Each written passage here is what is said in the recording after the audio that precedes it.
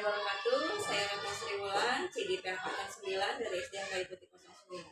Bersama saya saat ini ada Bapak Budi Mulyono SPD MM dari SDN Kayu Putih 09 sebagai kepala sekolah. Apa kabar Pak? Selamat pagi. Selamat siang ini ya Pak ya. Mudah-mudahan sehat ya Pak ya. Alhamdulillah sehat Bu. Baik, pada kali ini Pak Budi saya mohon waktunya dan terima kasih juga nih Bapak sudah menyediakan waktunya. Saya kebetulan sedang bertugas untuk melakukan wawancara dengan modul 3.1 pengambilan keputusan berdasarkan kebijakan atau nilai-nilai kebaikan universal gitu sebagai pemimpin. Pak Budi kan sudah lama nih ya jadi pemimpin ya di sekolah gitu. Namun sebelum kita mulai pembicaraan kita, wawancara kita, mungkin ada baiknya Bapak memperkenalkan diri terlebih dahulu. Terima kasih Bu Retno sebagai guru kami di SDN Kayu Putih 09. Perkenalkan, nama saya Budi Mulyono SPD MM. Saya menjabat kepala sekolah di SD kita ini sejak tahun 2021, tepatnya September 2021 hingga saat ini. Pengalaman sebelumnya saya kepala sekolah di SDN Jatinegara Kaum 14 sejak 2017 sampai 2021. Pengalaman sebagai guru pertama saya diangkat tahun 1986 atau 86 di SDN Jati Rawamangun 22 Petang. Terus kemudian berganti nama menjadi SD Jati 10. SD Jati 10. Kemudian tahun 2000 ada mutasi, saya mutasi ke SDN Pulau Gadung 1 dari tahun 2000 sampai 2004. Terus tahun 2004 saya mutasi kembali masih guru di SDN Jatinegara Kaum 01 dari tahun 2004 sampai dengan tahun 2015. Terus setelah dari Jatinegara Kaum saya mendapat tugas kembali, mutasi kembali di SDN Cipinang 01 atau lebih tepatnya dikenal sebagai SD Kuda Laut. Nah, setelah itu saya baru pengalaman sebagai kepala sekolah. Itu riwayat kedinasan saya, barangkali ada tambahan lagi. Itu pengalaman yang luar biasa ya tentunya ya. Pengalaman mengajar sebagai guru, kemudian sebagai kepala. Dan mungkin selama Pak Budi bergelut di dalam dunia pendidikan ini pasti kan akan menghadapi ya setiap harinya atau bahkan setiap saat pasti ada saja kasus-kasus kemudian yang muncul di satuan pendidikan. Dari berbagai macam kasus gitu yang Pak Budi hadapi selama ini, bagaimana cara Pak Budi untuk membedakan sebuah kasus itu apakah termasuk ilmu etika ataupun rujukan moral? Ya.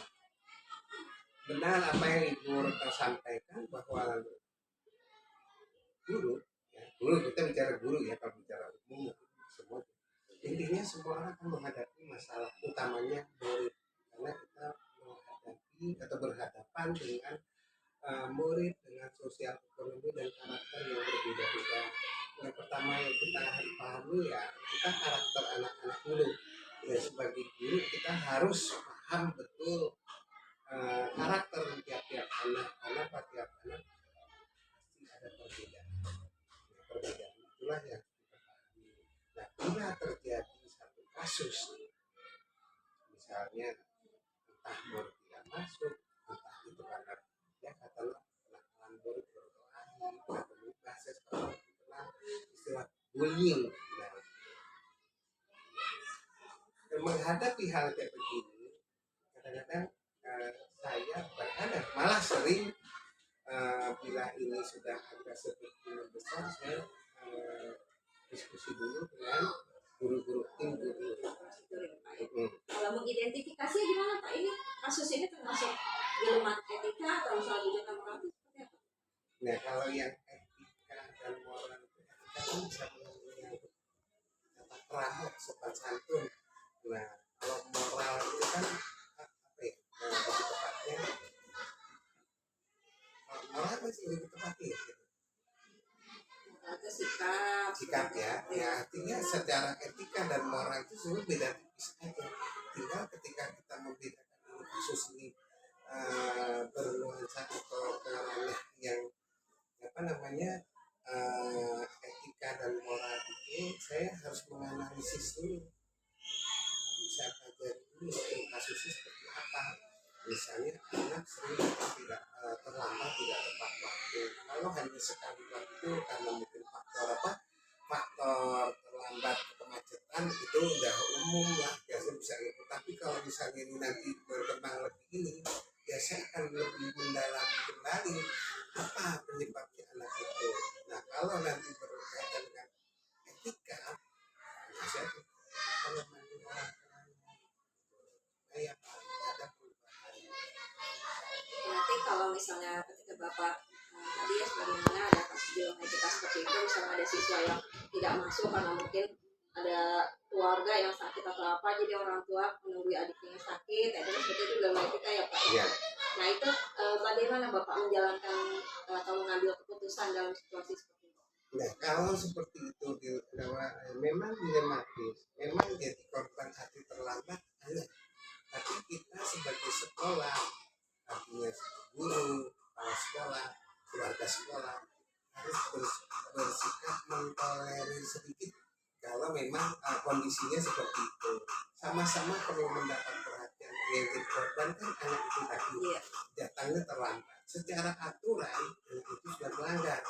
Nah kita kan harus tetap menegakkan aturan yang di sekolah.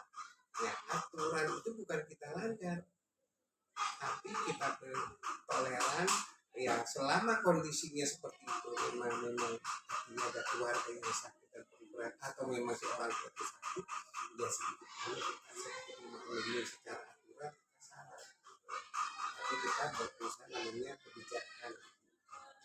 Berarti ada langkah-langkah ya Pak yang harus kita lakukan. Ya harus, sebab selama ini langkah-langkahnya bagaimana? Nah langkah-langkah yang saya lakukan, yang pertama komunikasi dulu, setelah komunikasi dengan orang tuanya. Berarti kan saya sebagai pimpinan dapat laporan dari gurunya nih, Pak si ini begini. Nah belum ada perubahan juga, baru saya panggil ke guru berkomunikasi dengan orang tuanya supaya nanti berhadapan. Biasanya kita berdiskusi, kalau berhadapan kan kayaknya serem banget. Nah berdiskusi, mudah-mudahan ada jalan yang langkah yang sederhana memang. Komunikasi dulu, saya punya datanya dulu, baru saya sampaikan ini ada keluhan dari gurunya begini, bagaimana informasi dari orang tua. Kalau orang tuanya komunikasinya klop dengan bahasa guru, apa yang dialami sama guru, enak kita kasih solusi. Awalnya mengidentifikasi kasusnya dulu ya Pak, kemudian melibatkan orang-orang yang memang terkait dengan hal tersebut. Ya, kemudian komunikasi. Nah selama ini terutama sebagai pemimpin sekolah gitu ya Pak, adakah tantangan yang Bapak hadapi pada saat menghadapi kasus-kasus seperti ini?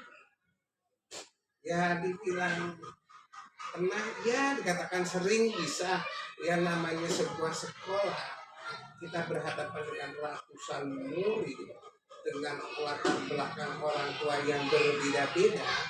Tentu kita menghadapi suatu permasalahan pun tidak solusinya antara permasalahan satu dengan permasalahan yang punya solusi yang berbeda-beda. Setelah apa? Ya, kita bisa membedakan ini semua permasalahan ini kan kita analisa data-datanya dulu. Data ini dapat dari informasi guru yang bersangkutan, kelas yang bersangkutan. Sehingga kalau data-datanya dari guru sudah ini, guru juga pasti sudah mempunyai solusi atau jalan terbaik kepada orang tua. Ya, belum juga ketemu titik terang, barulah kita komunikasikan ke level yang lebih tinggi, artinya Pak Guru supaya apa? Ya permasalahan itu cepat terselesaikan, yang berlarut-larut dan tidak gantung. Berarti kalau saya analisis dari pembicaraan Bapak, itu salah satu tantangannya tadi ya koordinasi dengan guru yang memang harus rapi, ya kemudian juga analisis kasus secara detail sehingga tidak melenceng gitu ya Pak Ya. dalam kasusnya. Jadi sebenarnya ini kalau satu permasalahan itu kan apa guru kelas dulu yang menguasainya, guru dulu yang tahu dari ibaratnya dari anak dari naik ke jenjang berikutnya kan pasti punya rekod dari anak kelas bawah ini rekod si anak ini bagaimana. Nah begitu naik terus pendidikan sama guru yang berikutnya, setidak-tidaknya catatan dari yang lalu ada perubahan nggak sih? Nah, bila tidak ada perubahan, disinilah perlu dibicarakan atau melakukan tindak lanjut kita melibatkan orang tua.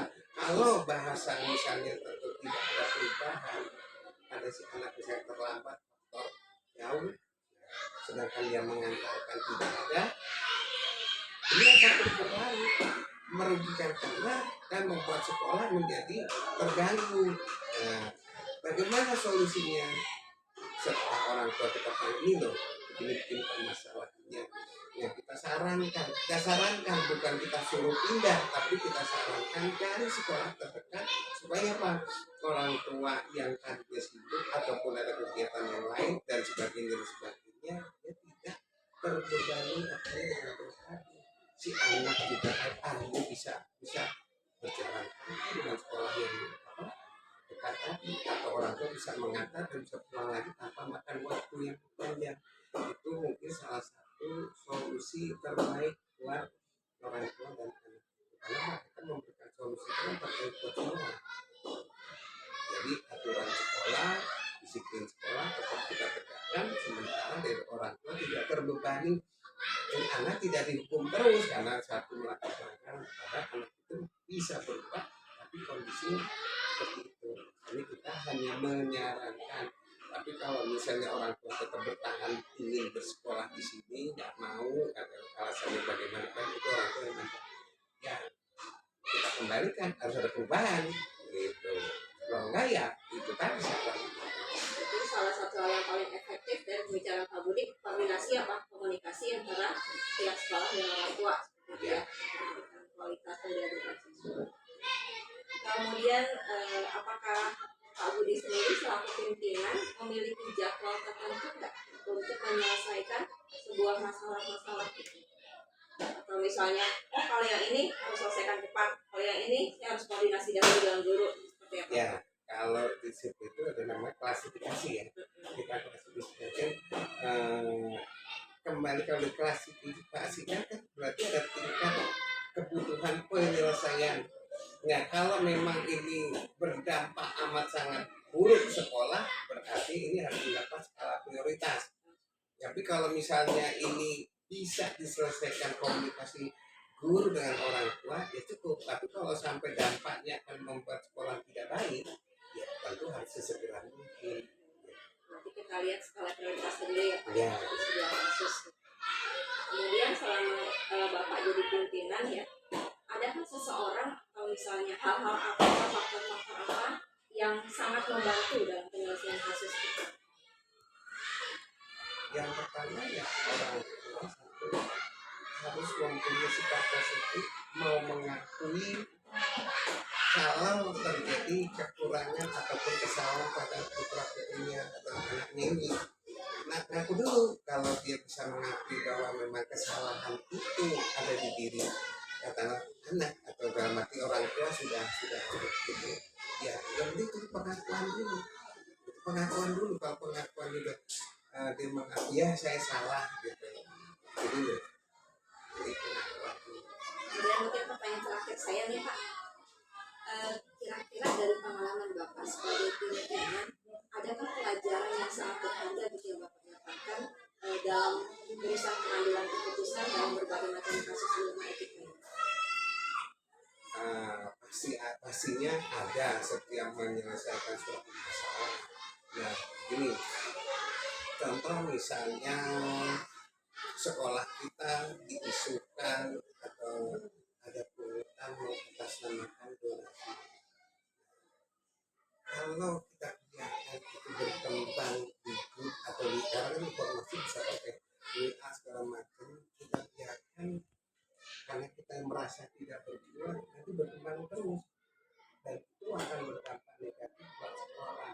Ya kalau seperti itu hal yang terjadi ya kita sampaikan tetap harus kita panggil ya waktu tolong kami kesini kita bicarakan. Jadi harus memang semua persoalan itu harus diselesaikan bukan diulur-ulur gitu. Semakin banyak berita yang tidak baik ya kita cegah. Intinya mungkin dari semua masalah yang ada, yang utama kita lakukan klarifikasi kan ya. Betul. Mungkin itu saja Pak percakapan kita kali ini. Semoga apa yang tadi Bapak sudah sampaikan juga menjadi sebuah inspirasi bagi saya dan juga teman-teman lain tentunya yang berkecimpung khususnya dalam dunia pendidikan.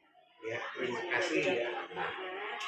Dan mohon maaf lagi-lagi Pak. Oh masih ada ya, nih. Oh ya. Gini, terima kasih ya atas apa namanya kegiatan ini dan saya juga apa namanya pasti ada pesan minusnya. Ya, saya berusaha pokoknya guru saya, sekolah saya, semua permasalahan itu apa namanya terselesaikan dengan baik seperti kalau berarti sampai tidak ada permasalahan karena setiap apa pasti ada masalah. Jadi bagaimana kita mencegah itu masalah. Terima kasih Bu Retno. Ya, terima kasih banyak Pak. Kegiatan ini baik, Bu Retno lancar dalam ini sukses. Terima kasih banyak sekali lagi Pak Budi atas waktunya. Demikian wawancara kali ini dengan Bapak Budi Mulyono SPDMM yang telah berkenan meluangkan waktunya untuk tugas guru penggerak kami yaitu pengambilan keputusan berdasarkan nilai kebajikan universal sebagai selaku. Terima kasih atas perhatiannya. Wassalamualaikum warahmatullahi wabarakatuh.